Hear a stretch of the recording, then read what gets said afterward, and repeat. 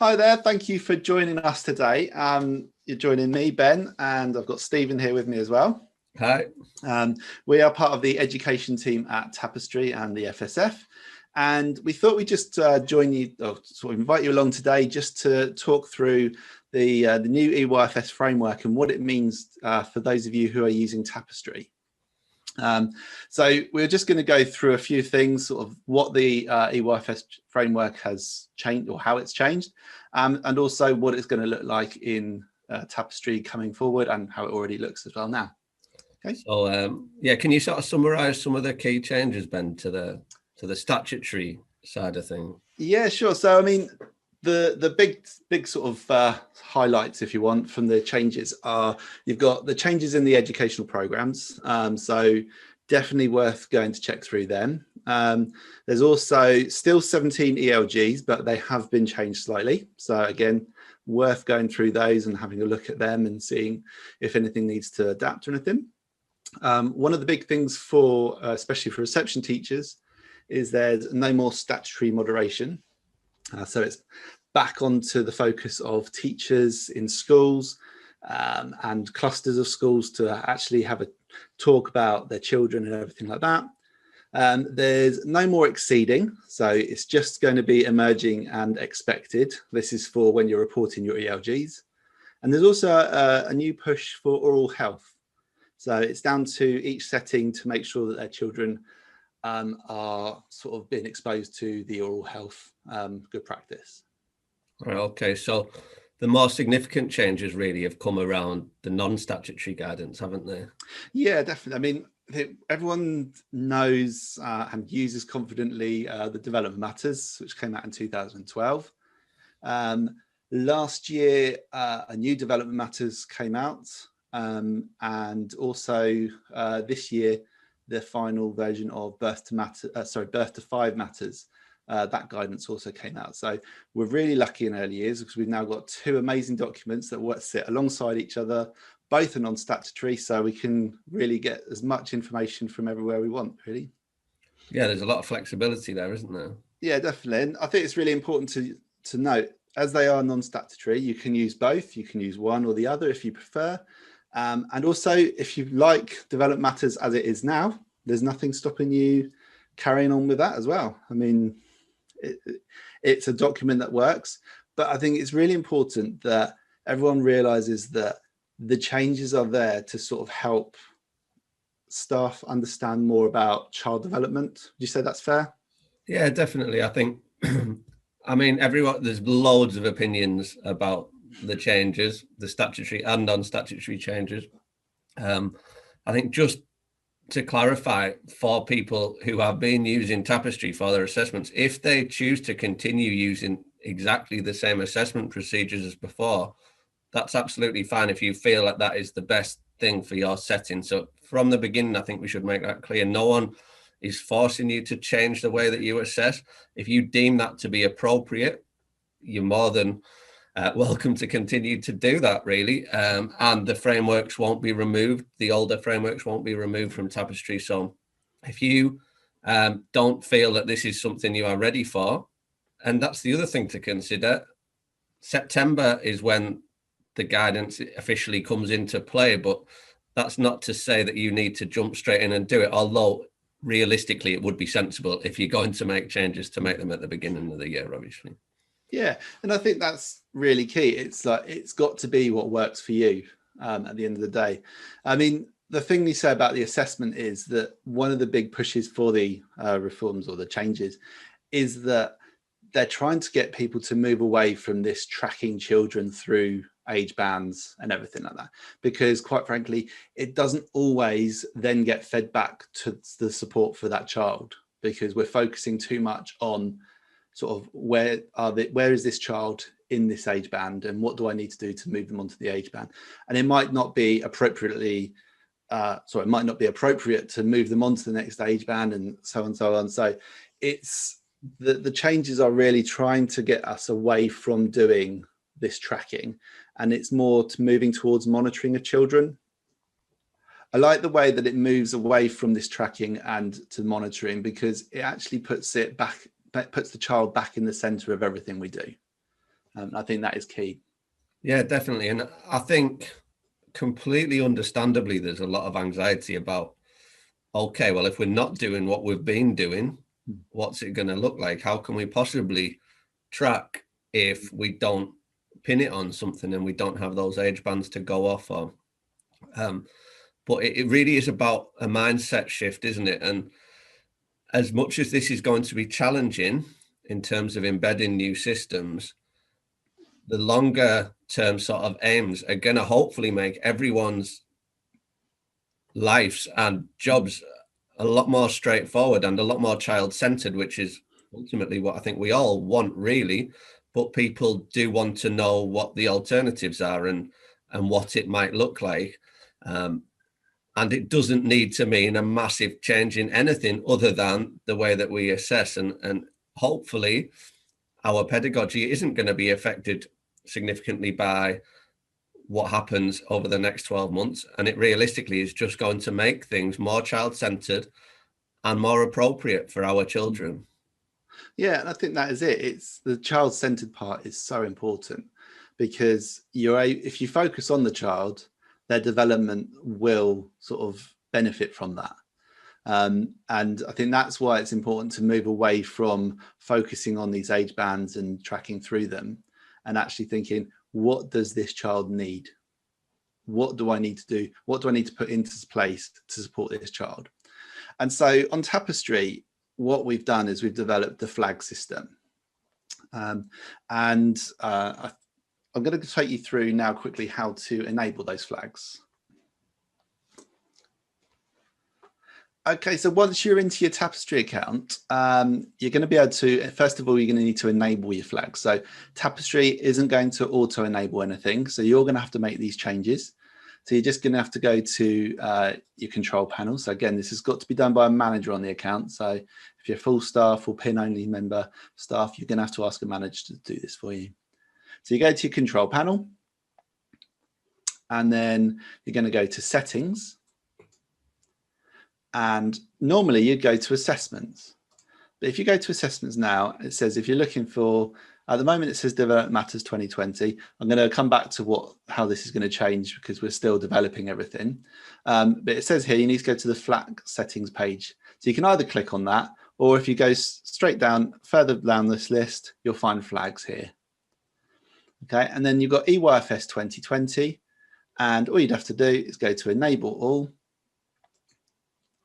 And you can choose here if you want to enable it for staff or for staff and relatives. So if you want to share the flags with the relatives as well, you can click that one.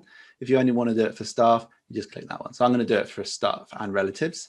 And you can see now that all of these are enabled and visible to staff. And we've got Development Matters Guidance 2020, checkpoints birth to 3, checkpoints 3 to 4, early learning goals 2020, and the characteristics of effective teaching and learning 2020. Now, one thing I want to just mention is we are bringing the birth to 5 matters material guidance in, aren't we? Yeah, it's ongoing. Yeah, that's definitely going to be up there as well. I mean, it's a lot of work for our developers to add it, and we are doing it. Hopefully it won't take too much longer, but it's basically what's going to happen is this Development Matters Guidance 2020 will be renamed EYFS 2021, just like this screenshot here. And instead of just having the flags for the 7 areas which Development Matters have, you're also going to have a drop down where you're going to be able to select the aspects.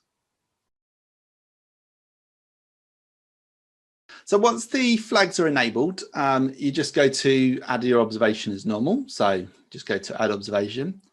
I'm not going to do all that now. What you are going to do though is you would go all the way down to where it says flags. You'll see this new section here, flags and reference material. Now, as I said, we're looking at Development Matters Guidance 2020. That's the one that's going to be renamed EYFS 2021. If we click on that now, and you can see the 7 areas of Development Matters as it comes up. Now, what you can do is you can select one of these, and that is flagging that observation in the PSED area of learning. What you'll also notice is over here, your reference material highlights your PSEDs. Okay. Now, because I haven't got a child selected, it's bringing up all the PSEDs. But if I had a child selected, it would highlight, first of all, the ones that relate to the age of the child and around that. So if you had a 4-year-old, you'd have highlighted the 3 to 4 years and the reception one. What's really important to note, though, is that this reference material is just there for reference. So if I had a reception child, click on a reception for PSED, and I can see the statements or the notes from the development matters for the reception age pathway. There's nothing more I can do for that, though. That is literally just for me to read, to sort of jog my memory. And I think that's key, isn't it? It's that I was going to say, how would you expect practitioners to practically use this section? So personally, I think in an observation, you won't really need the reference material, because the whole point is, in the observation, you're not really assessing at this point. This is the whole move away. You're not supposed to be assessing every little thing and trying to track children through everything. I believe that the majority of practitioners will know the area that the observation relates to without having to go to any reference material. So if you're doing an activity outside, you know that your activity is related to physical development. And if they're playing with other children, maybe you've got your PSED and communication language there as well. So in that case, you could click those 3 flags. Okay, I don't need to go to my reference material here, because I know that my activity that I'm got is on those. Once I'm happy, click on that, and it shows me here that I've got those 3 flags selected. And I think this is the key for these changes. It's about making it simple for you, and then it feeds into something later on which we'll come up to. But I think the key is that you just have to select the areas here, and you know what areas you're observing at that point, or what that observation is about. Yeah, and I think across the whole of this, it's never been more important to have a genuine knowledge of the children that you're working with, and sort of to get to know them as well as possible, and to try your very best to understand their current learning levels, so that when you come in to do things like this, it is sort of second nature, really, and that it isn't something you're having to devote a lot of time to or a lot of thought to. Obviously, you want high quality observations still, and they need to be meaningful and tell us something, because this still is going to be a significant contributing factor to the way that we monitor our children's progress. But with that prior knowledge, and hopefully we'll touch on a bit more, an increase in our individual professional judgment and our own knowledge of child development, this will become in time quite a straightforward process. And I think that's key as well. I mean, because we're moving from tracking to monitoring, these observations, they're not evidence for your tracking, but they're sort of more memory jogs for when you're thinking about that child. But they don't need to be sort of long observations which go into lots and lots of detail. I always say to people, if the photo or the video tells what's going on, then your notes don't need to say much. Maybe a bit of child voice, just a little bit of sort of information that you might need just to help you later on. But the reality is that they're just there to sort of jog your memory. You're not creating an evidence pack for this child. It's literally just going back to what am I having to help me with my monitoring. And it's very much like children who are older in key stage, for instance. The reason they have their books so their English, their maths, their history, everything they do, is it's there for the child to reflect back on what they can do. So I remember when I was teaching the older children, you'd often sort of say, right, well, let's have a look at what you did here. Look how the progress you've made here and everything like that. And that's exactly what you can do with this now. It's not about worrying so much about, I need all this evidence to say that they can do this. Actually, it's just more something to show that progress of that child. What could they do before? What can they do now? So in essence, it's more child-centered in itself, and I suppose not forgetting the huge element of Tapestry, that is that parent collaboration, particularly with our youngest children in the early years, is that the importance of being able to share those moments, just in the first instance, because parents love to see those wow moments of the children's learning, but also to get contributions from home as well, and comparisons about potentially what communication or social skills or physical skills are looking like at home, particularly for children who might have learning differences. So I think it is, we shouldn't forget that aspect. But like you say, I think this is becoming something that is more about that child's learning story, as opposed to lots and lots and lots of observations trying to address every single statement in a guidance document. So it already feels like a healthier thing to be doing. And I think it also means that we should be reflecting a bit more on how many observations are we taking. We don't need to be doing tens and tens and tens of these things every week or month. We need to be focusing on really significant things that have happened for that child. And hopefully that should take a bit of heat off as well, in terms of your sort of objectives for recording and observation counts, if you like. And I think everyone across the sector who is introducing this new guidance is there seems to be commonality there, that everyone's saying we should be spending more time with the children and engaging with them more. Yeah. And, if you want to keep the parents updated and sort of involved that way, then what a really good thing to do is just take the observation, take a photo, send it. On Tapestry, all you need is a title and the child selected to save it. So that's all you need to do. And if the majority of parents or relatives literally just want to know their child is happy, and also possibly what they have done, so that they can then maybe extend it later on. And what you said about that homeschool link or the home setting link is really important, because let's not forget, children are only in their setting for possibly sort of 6 hours a day. The rest of the time they're with their families, they're at home and things like that. So there's so much learning that we can, as practitioners, can learn from what they're doing at home. And getting those things from home is so important, which is why it is so easy on Tapestry for parents to upload. They have their own login, they can access the child's journal, they can add things themselves, and that goes back to the teacher or the practitioner. Yeah, from my experience in class and in school, I feel like that it was such a powerful thing to encourage parents to do. And if you're not doing that already, I really would advocate trying to encourage more of it, because as much as it informs your knowledge of a child's learning, also it can just be a really nice prompt if you've seen what a child's been up to over the weekend, and you can respond to that in what you are going to provide early in the week when they come back to school, or just for you to acknowledge, oh, your mummy or your daddy told me all about what you did at the weekend, it sounded wonderful. And it might not be anything too significant, but just be able to reference it and help the child feel that level of belonging, I suppose, which is really important. Yeah, definitely. And as you say, it puts it all back down to making the child the center of everything, which is what we're hoping to achieve here.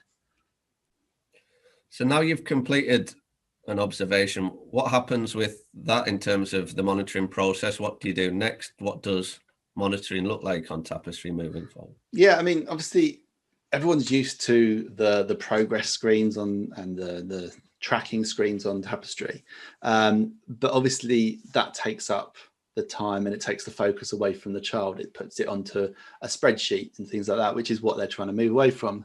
So once you've flagged observations, if you go to your tracking, and then at the moment it's called DM 2020, again, that's going to be updated to EYFS 2021. And you've got this thing called areas of concern. And there's a guided view and a group view. There's also going to be some other screens that we add over time. They're still in development, but at the moment we've just got the areas of concern. So I'm going to start with your group view.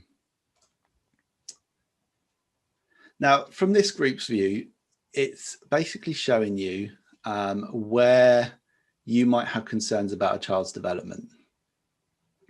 So along the top, I can see I've got 6 children selected. I've got my blue class selected there. And it shows me the 7 areas here. along the top here, and it shows me how many children I've got a concern for in the top, how many I've got no concerns for, and how many I've got a review for. Now, I think the concerns bit is a really important thing to sort of talk about, isn't it, Stephen? Because what do we mean by concern in a way? Yeah, definitely. And I think obviously there's loads of conversations going on social media in particular, and in staff rooms and in settings all over the country about what this is going to look like. And this language we've gone with initially about areas of concern, people are talking about on track or not on track and things like that. What we felt was that a child on track could be construed in different ways, really. So someone could be saying, okay, well, are they on track with typical development? Are they on track for this stage in reception class? Are they on track for the ELGs? Whereas what we're thinking is, for each individual child, is there any areas that we are concerned about? It could be that we've got a child who's got learning differences, whose learning level is actually significantly lower, but we're not actually concerned about that child at a given time because they're making excellent progress. And we know that because we know the child really well. We knew their starting points and we know where they are now. We basically know that what we're providing is really helping that child to learn and to progress. Similarly, I could have a child who's entered my classroom in September who is above expectations and is really doing excellently well in the autumn term, but then in the spring term and the summer term, I've noticed a bit of a dip or possibly even a regression. Even though they are on track potentially to achieve their early learning goal or on track with typical development, they might still be a concern to me, because in September, this child was flying and now they really seem to be having some challenges associated with their learning. So we felt like it encompassed all children really, and it didn't need to mean that any child was just not on track for the whole year. Yeah, and that's it, isn't it? It's the beauty of this system is it's the simplicity of it, but also it is individual to that child. So it's not linked to any age pathways, any ranges. It's not linked to anything apart from your knowledge of that child.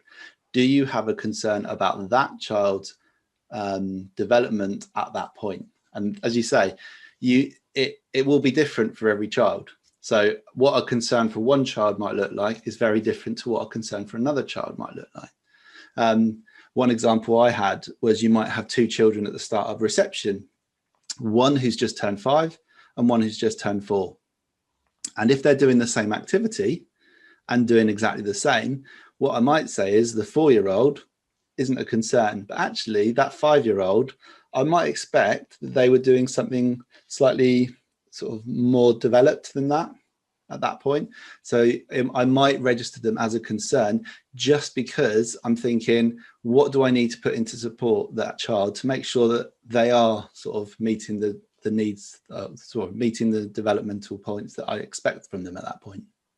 So in terms of starting points, Ben, how can we now baseline children using Tapestry? What would you do in practice?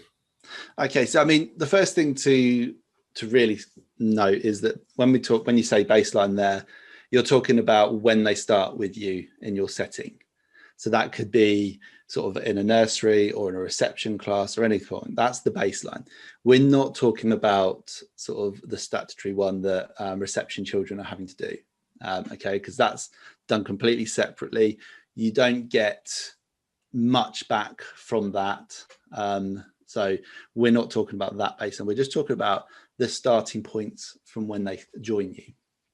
And so we're sort of kind of looking at knowing what you expect from your children when they start.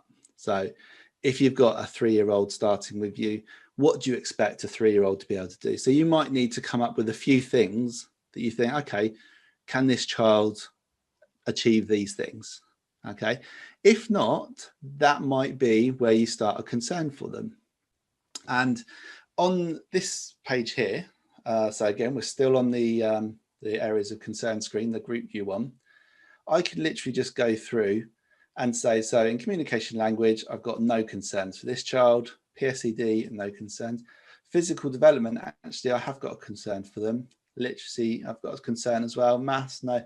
And the rest, I've got no concerns.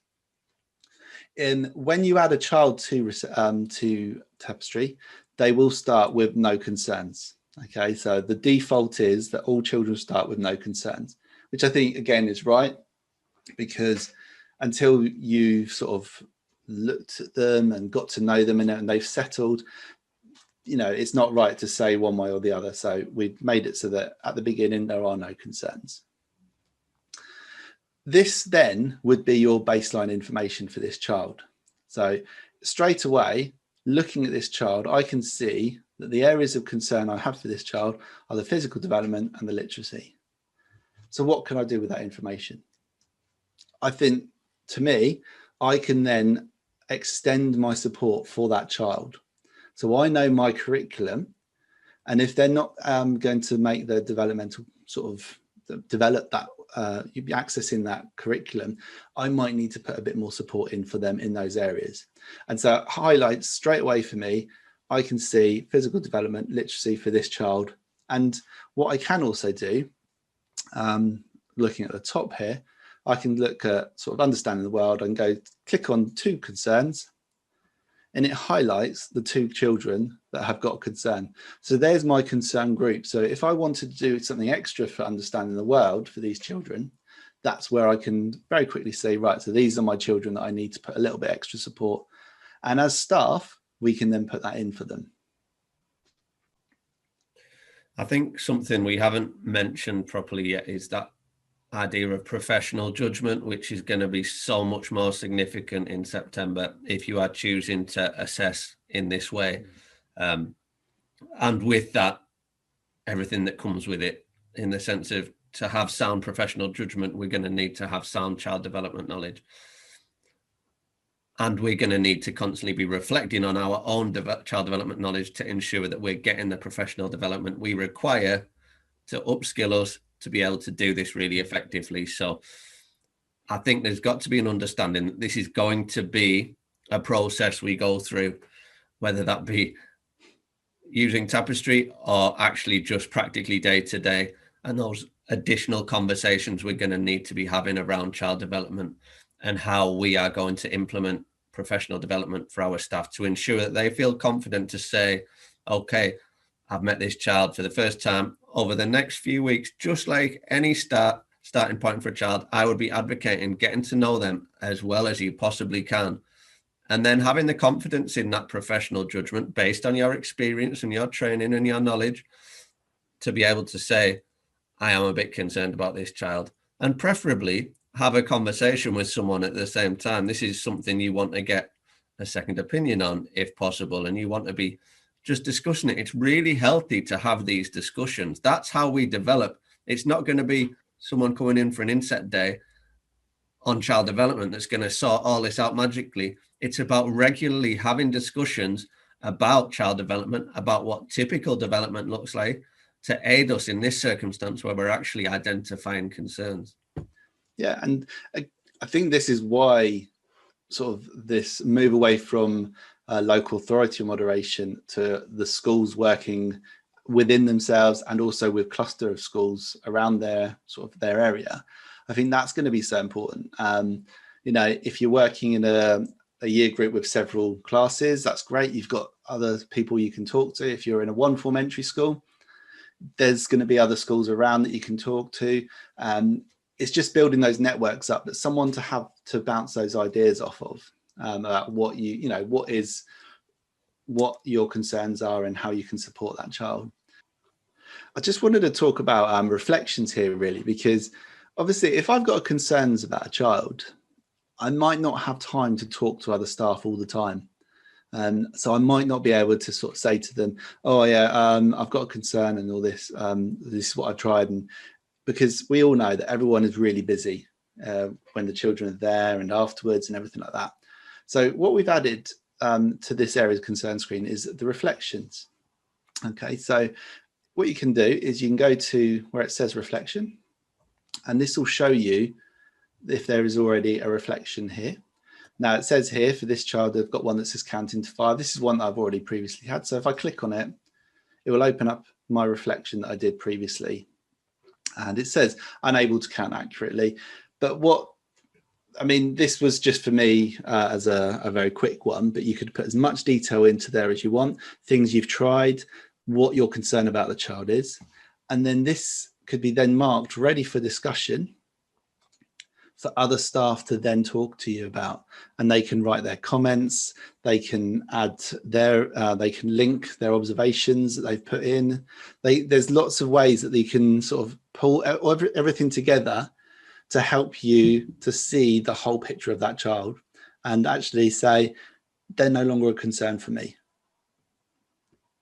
And I think this is where, when we're talking about sort of channeling our energy when it comes to assessment so that we're being really effective with it, what you've just shown there is exactly what we're talking about. That if I'm going to spend time on assessment, this is the way to spend time on assessment, to be really considering challenges that a certain child might have and how we can help them with their learning to overcome that challenge and to achieve, I suppose, or make progress like we'd expect them to.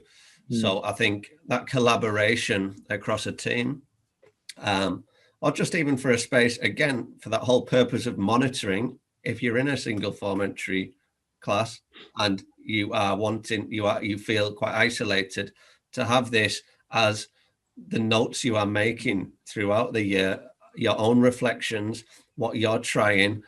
And ultimately that's really important, that if someone comes to see you and you tell them, though, this child actually hasn't made any progress for the last 6 months, or could you tell me about some of the actions that you put into place to try and help the situation? Well, I've been making a note of that, and I've tried this and I've tried that, and we've discussed it as a team, and I'm still struggling, so we need some outside help, or we could do with a visit from someone else. Yeah. And I think one thing to really note is that reflections are never shared with relatives. So there's no way they can be shared with relatives.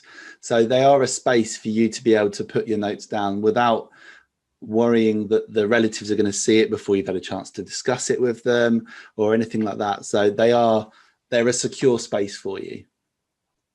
So Stephen, one thing we've had a lot of questions about is progress, because obviously with tracking, a child comes in at 30 to 50, for instance, by Christmas they're 40 to 60, or by Easter they're 40 to 60, and by the end of the year they're ELG. That's your tracking. You see your progress and everything like that. How do you see progress sort of being shown now without that? I think that word shown is quite important, actually. And this is where, again, there needs to be a real mindset shift. I've had quite a few in my advisory role, quite a few people come to me in the last couple of weeks saying, how is Tapestry going to show me progress using the new system? I think you really need to shift your mindset now and start thinking about, how am I going to show progress using Tapestry as a supportive tool to help me to describe and understand a child's progress. And I think that's really key. That the ideal scenario is that I could come into your classroom and ask you about the learning of the children. Ben, could you tell me about the progress this young lady has made since she joined you in September with her writing or with her reading or whatever it might be? And for you to be able to confidently, based on the monitoring that you have done, to be able to tell me whether you're really happy about the progress, they're doing really well, or actually I'm a little bit concerned and I want to do something about it. So we want it to come back to a place where everyone working with a specific child is able to talk about how that child has progressed and their learning story, really the journey that they've been on. And Tapestry is like a really helpful sidekick that's going to be able to help you to monitor and to log concerns and to consider them and to think about different approaches. Yeah, and I think that whole narrative thing is really key, that discussion thing and everything like that. But the other thing as well is that as management, if you have a group of children say a room or a class or something like that. Using this areas of concern screen, you can very quickly see the areas where you've got the most concerns. So if I add a few more concerns here, you can see in maths here, I've got 6 children in total, 4 of them are a concern. Now, for me, as a teacher, as management, as SLT, whatever, that would say to me that I need to put more support in for my maths. It doesn't matter about who those children are. The fact that I've got the majority of my children there, so 2/3 of my children are a concern in that maths area, shows that my curriculum and my planning as it is at the moment possibly isn't supporting those children as well as it could do. And therefore, I can then put something in place very quickly for maths to support those children.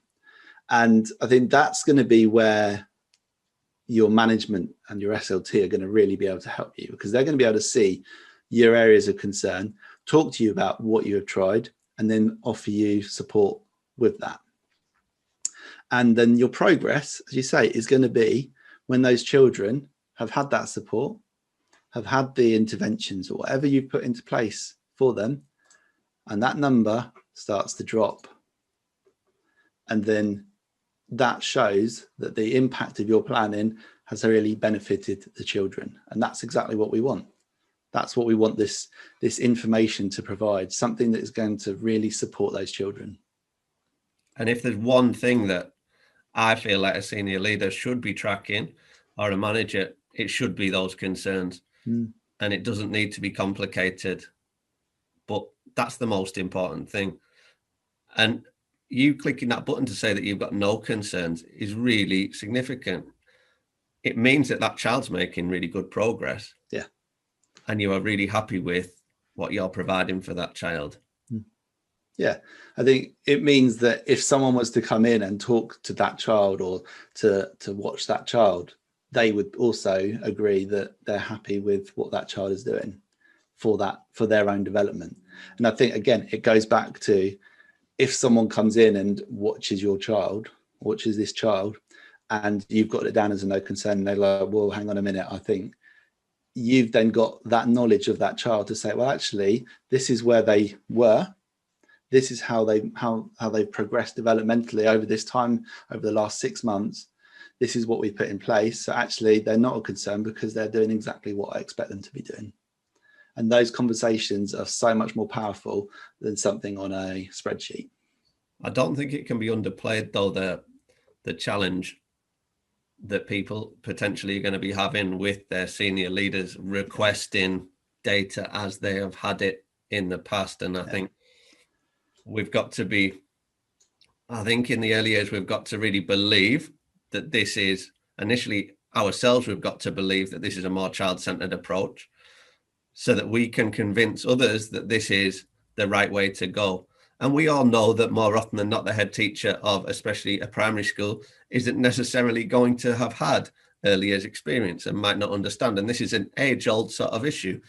We've got to articulate and convince people that this is a really sensible approach. Yeah, totally. And the benefit to the children throughout their time at school is going to be the benefit to the school, much more than having something on a spreadsheet, which the senior leadership can then say, oh yeah, so this child was here at this point, and now at the year 3 they're here. You know, I think it's also a time to reflect on. I've heard people saying, well, this is a chance now for us to align with the rest of the school and do what they do when it comes to assessment or data drops or whatever that may be. I think you really need to think very hard before you get cajoled or encouraged to do something that is not for the benefit of your children. The early years, as everyone who knows, who works in it knows, is crucial that we get this as right as we possibly can for these young children. And I think that we need to have that belief, like I said, that this is the most child-centered thing that we could be doing at the minute in terms of our assessment, and this is what these children need. And we need to convince other people who are doubting that and who are asking us for inappropriate forms of assessment. And it might not be a senior leadership team. It might be a local authority asking for data on a child who has learning differences, which is going to happen. And it might take a little while for everyone to catch up with this. That doesn't stop, because we don't have that data, doesn't mean we don't know that child really, really well. And we can talk about the challenges that they face and the barriers to learning that they face and the type of things that we're doing to try and improve that situation. So, I mean, Stephen, how often do you think is appropriate to fill out this areas of concern screen? I think that has to be down to your setting, really. And I think across this is, again, part of your toolkit, but I would really be encouraging lots of discussions on a daily basis, a mix of non-formal and formal discussions, so planned meetings, but just everyday discussions as well around progress. But if it was me, I'd be looking maybe half-termly to do this screen. That might seem too much for some teachers and they don't want to do it that often, but I think it has to be a useful exercise. I think what we always wanted for this page was for it not to be something that a practitioner would go in and tick really, really quickly and just get through it. We want them to be really considering. And that, obviously, that process is going to look different for everyone. But for me, I'd want to take this as an opportunity to reflect, consider the observations that have been made, consider my knowledge of the child, and take a bit of time to ensure that I was making an accurate judgment here. And I think there's the third button that we haven't discussed yet, the review one, which sort of gives us that opportunity really to say, I'm not quite sure. I need to have a bit more discussion about this or a bit more thought about this before I commit to saying I haven't got any concerns. Yeah, and that's exactly right. It's that review button here. It's almost like I'm not ready to say. I'm not going to commit either way. Give me time. And it just shows you've considered it, though, so that if there is someone monitoring you as staff, you can still say, actually, I have considered it. I'm not quite ready yet, though. And it gives you a chance to have a discussion. I think that's another really important thing you say there about it's not a click, click, click, click, click. You know, I'm not thinking really about what this is, because we've also got the guided view. So you can access it from the group view, just click on there, or again, just by going to your tracking and then the guided view there as well. So it takes you to the same one. And I'm going to start a new session. And here you can choose the children you want to review. So if you've got a class, you can go through them, select them all. Or if you just want to do one child at a time or a few, you just click the boxes next to them. Once you're happy with your selection of the children, go to next. And then you can choose the areas you want to review. So you can either, again, choose to select all, or if you just wanted to select a few, just untick the ones you don't want to. So if I just focus on literacy, maths, and understanding the world for this child, and I'm going to click on next. So here it just says, how do I feel about Abby's progress in literacy? Now, currently, I've got a concern. So it shows me that I've got a concern. It shows me the observations that are linked to Abby. So the ones that appear here are the ones from the current assessment period. If I click on view more observations, it shows me the rest of them as well. So again, so you don't have to just use the ones from your current assessment period. If you wanted to, you could very easily use the ones from previously. There's also reflections available. So if there is a reflection, you can see it here. And then you've got your reference material. And again, because Abby is of reception age, I can see that the reception is highlighted first. So it's the literacy reception, but there's also the 3 to 4 and the total overview for literacy. And there's also other documents available if you go through. So there's Dr. Julian Grenier talking about the new developed matters. There's working with the revised early years framework, principles into practice. There's lots and lots of links to reference material to support you throughout this time. Once you're happy that you've made your judgment, so if I think, okay, Abby, actually no longer a concern, once I click on no concerns, it takes me to the next area, which is for math. Now, here I can see there was a reflection. I haven't got any observations for Abby here, but I can see there was a reflection, and it said she was unable to count accurately. So actually, on reflection, if I want to have a look at it, I can click on it. Again, the reference material is now updated to my maths one. And don't forget, once the birth to 5 materials are added to Tapestry, they will appear here as well. Okay, that's really important to remember, that this won't just focus on one of the guidance. So it's going to have everything available to you all the time. Okay. But if I then look at this and I think, actually, Abby is a concern, I can click on concerns. Now, instead of taking me onto the next area straight away, it's going to take me to this one here is, do I want to add another reflection? And so this is another point where I can add a reflection, or if I think, oh, I've already got a reflection, I know what I'm doing, I'm going to skip. Okay, so click on reflect, that'll open up a new page to start a new reflection. Skip takes me to the next area. So for now, I'm just going to click skip. And then this is my understanding the world. Again, my reference material is showing the understanding of the world at the moment. And this one, I'm going to click on review because I'm not quite sure. I've got no observations, I've got no reflections. So I'm just going to click on review. And again, it offers me the chance to do a reflection or to skip. Okay, so if I wanted to start a reflection, just click that. If I don't. And once I've finished that, it takes me to what I've just done. So this is my overview again for the changes I've just made. So I can see in literacy, I've got no concerns, math, the concern, and the understand the world review. What I can also do, if I click on timeline,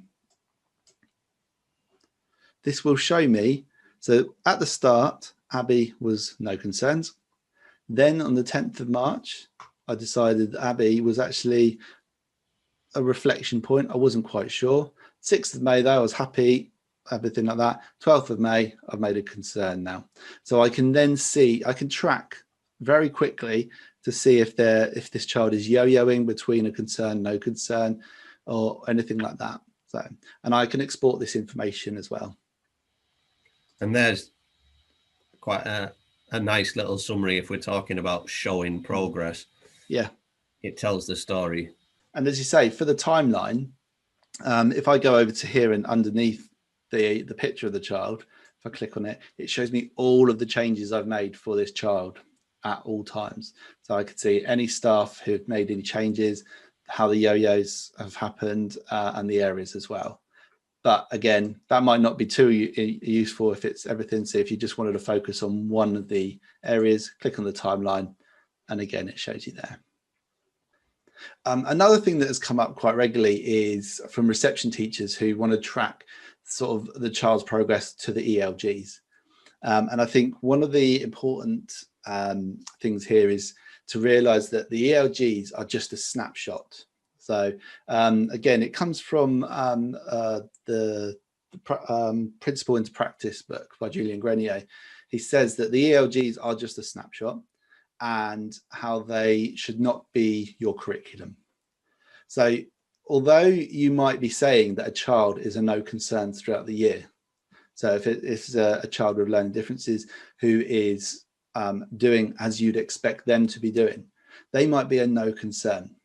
But when you come to do their ELG, they might not. They might be an emerging still. And personally, I think that is okay because the progress that child has made developmentally is worth so much more than worrying about whether they are an ELG or not in that area. Would you say that's as a former senior leadership?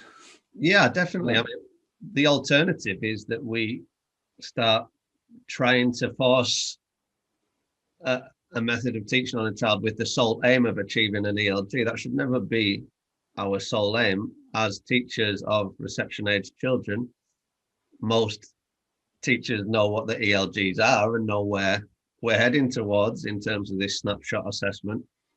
But it is not appropriate, especially if you've got a child with learning differences, to be striving and striving and striving that we're going to get there by June, we're going to get there and achieve this ELG. If it's the last thing we do, that's not appropriate. We need to be thinking about what is the most developmentally appropriate for this child personally to learn next, and what is it that we need to be providing for them at this stage of their learning, not what the ELG says at the end of the year. Although understandably, people are going to have a level of anxiety about this. And again, this is very important that we engage leadership teams in these discussions so that they understand how we're being advised to assess in the early years from September. And I think as well, currently the way that Development Matters at the moment works, it leads through the age band to ELG nicely, and I can see then why reception teachers are focused on getting to that point, because they've got the pathways there. But the important thing to notice now is that these new non-statutory guidance documents don't lead directly to your ELGs. And so it's about helping that child develop. It's about making sure that that child's development is appropriate for them, and they are going to be the most complete child they can be when they leave you in reception. So from the time they start with you, at whatever age that is, all the way through to reception, you are meeting their developmental needs. And personally, I think that if you were to get that right, the ELG will be met for most of your children. So another thing for us to consider really is the children with additional support needs. Stephen, have you sort of gauged what people are thinking in terms of assessment for these children? I have been trying to, and I think there's a lot of confusion around what people feel like is appropriate for them to be doing moving forward. Concerns about, again, this word tracking, what it's going to look like, and also concerns from settings about having requests for information for EHCP applications. And the other thing that's concerned me a bit is seeing some of the advice that I've seen suggested is, okay, well, we'll still do tick lists for those children because we need to have that data, and that's just what we need to do, and they need to have smaller steps to tick off. And I would push back against that advice personally. And on this slide I've got here, I feel like children with learning differences are just as entitled to child-centered assessment as any other child. There are going to be challenges here, especially around making requests for additional support. But just like the other conversations I was suggesting, we need to believe in this, that this is a tick list cannot always know what the next step should be for a child. And we need to know what the child really needs next. And we really need to understand them as an individual child. And just like any other child, we need to be able to describe the learning that's taken place, and also where we have concerns. This is taken from the statutory framework, that reasonable adjustments to the assessment process for children with SEND must be made as appropriate. We need to consider the need to seek specialist assistance to help with this. So yeah, this is taken from the statutory framework, and it's important to note. And I did want to talk about one particular framework on Tapestry, which I think could be really helpful and really sits neatly alongside this idea that we are moving away from gathering data, because that's historically something we have definitely done for our children with additional support needs. So the Cherry Garden framework was designed to be used to support practitioner understanding and for assessment for children with learning differences.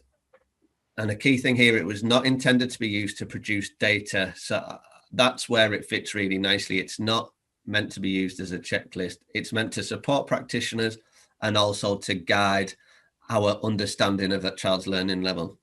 You can see the graphic there. This is a key feature really that not a lot of people who use Tapestry actually, in my experience, are aware of, but there was a cherry orchard created with this particular framework that means that parents and children and practitioners can actually explore the learning that a child is making. So the framework is based on 6 branch maps, and this is really important. And I think people find documents that they can actually print out and look at. I think they can find it really helpful.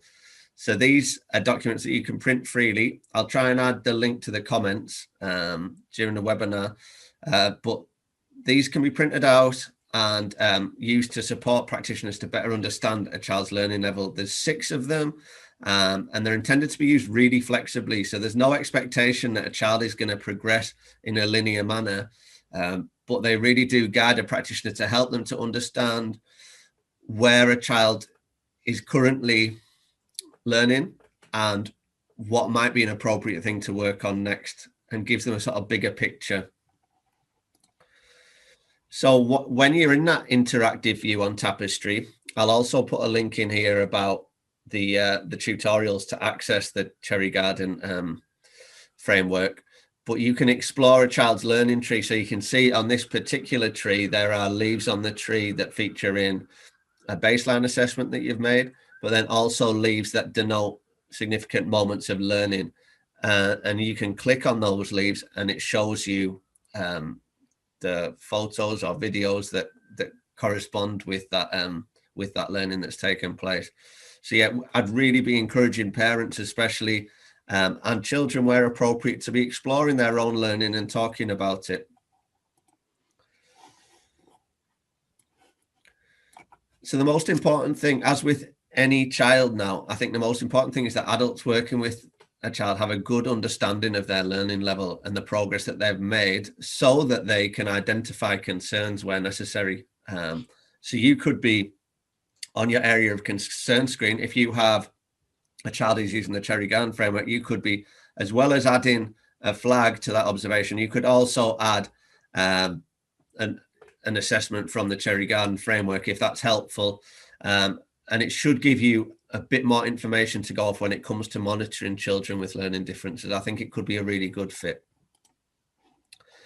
It is part of my role to support settings who are working with children with learning differences. So if you would like any further information after this webinar, or you would like me to talk to you about your provision in your setting, please feel free to email me, and my email address is there on the screen. I provide free support and training, and I'm really been helping a lot of settings who are a bit anxious about September, and trying to break it down for them a little bit, and trying to reassure them that it doesn't need to be stressful or anxiety inducing. And actually, just like any other child in the class, this should make the process a lot more child-centered and a lot more meaningful, the assessment processes, and should ultimately be saving us as practitioners and leaders time, so that we're not spending hours and hours analysing this data, and we're actually focusing on the quality of the provision for the children.